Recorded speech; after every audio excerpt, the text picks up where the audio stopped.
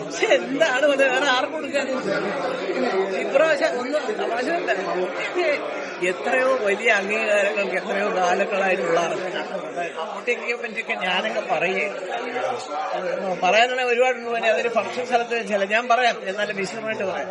മമ്മൂട്ടിക്ക് കിട്ടിയ ഒരുപക്ഷെ ഏറ്റവും കൂടുതൽ ഈ കേരളത്തിലെ ഞാനെന്നുള്ള വ്യക്തി മാത്രമല്ല, കേരളത്തിലെ സാധാരണക്കാർക്ക് പോലും സന്തോഷമാണ്. കാരണം ഞാൻ ഇന്നലെ കേട്ടു മമ്മൂട്ടിയുടെ ഒരു പ്രസംഗം ഇവിടെ അതിദാരിദ്ര്യം മറികടക്കുന്നതിനെ അതൊക്കെ കണ്ടുപഠിക്കണം കലാകാരന്മാർ. കാരണം ആരുടെയും പ്രേരണയില്ലാതെ താൻ വിശ്വസിക്കുന്ന ഒരു രാഷ്ട്രീയ പ്രസ്ഥാനത്തിന്റെ ഒരു റെപ്രസെന്റേറ്റീവായിട്ട് സ്റ്റേജ് ചെയ്തിട്ട് അതിന്റെ സാരഥികളുടെ വിളിച്ച് എല്ലാരും പറഞ്ഞു അങ്ങനെ പറഞ്ഞു ഇങ്ങനെ പറഞ്ഞ മുഖ്യമന്ത്രി പറഞ്ഞ അതേ കാര്യങ്ങളാണ് മമ്മൂട്ടി പറഞ്ഞത്.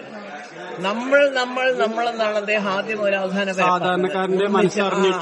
ശരിക്കും മുഖ്യമന്ത്രി പറഞ്ഞൊരു ഭാഷയുണ്ട്. അദ്ദേഹം ഒരു സംസ്ഥാനം ഭരിക്കുന്ന നേതാവ്.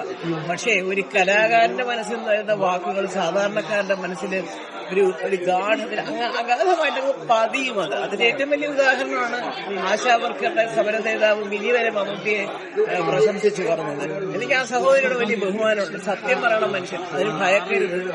ആരുടെ മുമ്പിലും അത് അല്ലാതെ കുറെ അകമ്പടിക്കാരുടെയും പണ്ടാരണ്ട പറഞ്ഞതിനോട്ട് സ്വർണ്ണം പൂശിയ ഇരുമ്പ് വഴി എല്ലാരും കൊടുക്കും ഊന്നാൻ. പക്ഷെ കുറച്ച് ഊന്ന് നടന്നു കഴിയുമ്പോഴറിയില്ല എന്ത് പറഞ്ഞാലേ മമ്മൂട്ടി എന്ന് പറഞ്ഞ മനുഷ്യരുടെ സമാനതകളൊന്നും ആർക്കും ആരെയും കമ്പയർ ചെയ്യാനും ഒക്കത്തില്ല. മമ്മൂട്ടി തുടങ്ങി വെച്ചിരിക്കുന്ന മലയാള സിനിമ പാരമ്പര്യം അതിന്റെ പിന്തുടർന്ന് പോയവർ ഒരുപാട് പേരുണ്ട്. മമ്മൂട്ടി ഇന്നും അത്ര ശക്തനായിട്ട് നിൽക്കുന്നത് എന്റെ എല്ലാ അഭിനന്ദനവും. ഭയങ്കര സന്തോഷമാണ് മമ്മൂട്ടിക്ക്. അല്ല ഈ ട്രീറ്റ്മെന്റ് പോരാ മമ്മൂട്ടിക്ക്, സത്യം പറയാം ഇതൊന്നും പോരാ. മമ്മൂട്ടി വല്ല എത്രയോ പടങ്ങൾ ചെയ്തിരിക്കുന്ന ഓസ്കാർ ലെവൽ വരെ ചെയ്തിട്ടുണ്ട്. പിന്നെ അതൊക്കെ ഒരു നെറ്റ്വർക്കാണ്. അത് നമ്മൾ പറഞ്ഞു. ഈ ട്രീറ്റ്മെന്റ് കഴിഞ്ഞിട്ട് ആദ്യത്തെ സ്റ്റേജ് ആയിരുന്നു അന്ന്. അല്ല ഈ ട്രീറ്റ്മെന്റ് കഴിഞ്ഞിട്ട് 8 മാസത്തെ ട്രീറ്റ്മെന്റ് കഴിഞ്ഞിട്ട് ആദ്യം വന്നതാണ് ആ സ്റ്റേജിലേക്ക്. അപ്പോഴാണ് ഈ കാര്യം പറഞ്ഞത്. ട്രീറ്റ്മെന്റ് ഞാന് നിങ്ങളത് പരിശോധിച്ചു നോക്കും. ഒരു കൊല്ലം മുമ്പ് എന്റെ ഒരു ഇന്റർവ്യൂവിൽ ഞാൻ പറഞ്ഞു അദ്ദേഹം പരിപൂർണ്ണ ആരോഗ്യവാനായിട്ട് തിരിച്ചു വരും, ഒരു 10 കൊല്ലം കൂടെ അഭിനയിക്കുകയും ചെയ്യും. അത് അദ്ദേഹത്തെ അറിയാം, ഞാൻ പറഞ്ഞിട്ടുണ്ട്. അപ്പൊ ആരെയും സൂചിപ്പിക്കാനൊന്നുമില്ല. ഞാൻ അങ്ങനെ ഉള്ളതുപോലെ സംസാരിക്കുന്ന ഒരു വ്യക്തിയാണ്. അതുകൊണ്ടാണല്ലോ എന്നോടും മകനോടും ശത്രുത കൂടുന്നത്. അത് പ്രശ്നമേ അല്ല.